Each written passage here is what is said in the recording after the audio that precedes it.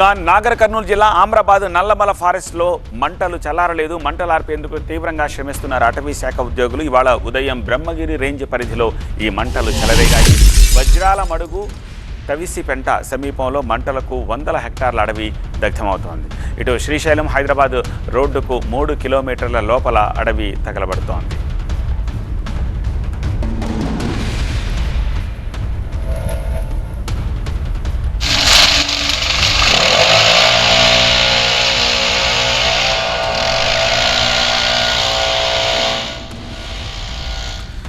Latest updates అందించేందుకు మా ప్రతినిధి శివకుమార్ ప్రస్తుతం మనకు అందుబాటులో ఉన్నారు. శివకుమార్, ఏమిటి మంటలు ఎంతవరకు అదుపులోకి వచ్చాయి? ఎప్పటికల్లా వాటిని కంట్రోల్ చేసే పరిస్థితి కనిపిస్తోంది? ఇంకా ఏమి అవసరం మంటలు నార్పడానికి అక్కడ?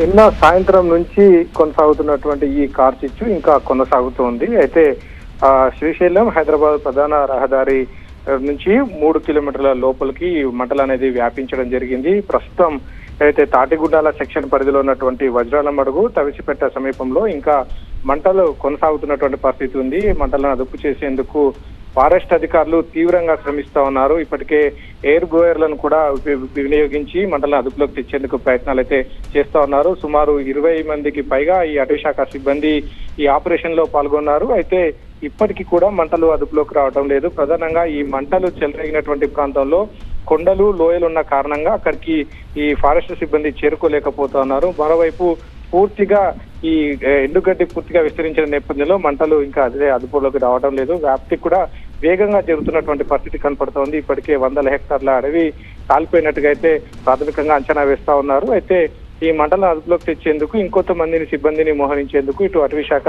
సన్నాహకాలు చేస్తున్నటువంటి పరిస్థితి అయితే కనపడుతోంది. దీంతో పాటుగా చుట్టుపక్కల ఉన్నటువంటి పెంటల ప్రజలు కూడా అప్రమత్తంగా ఉండాలని ఇప్పటికే అధికారులు హెచ్చరికలు కూడా జారీ చేసినటువంటి పరిస్థితి అయితే కనపడతా ఉంది.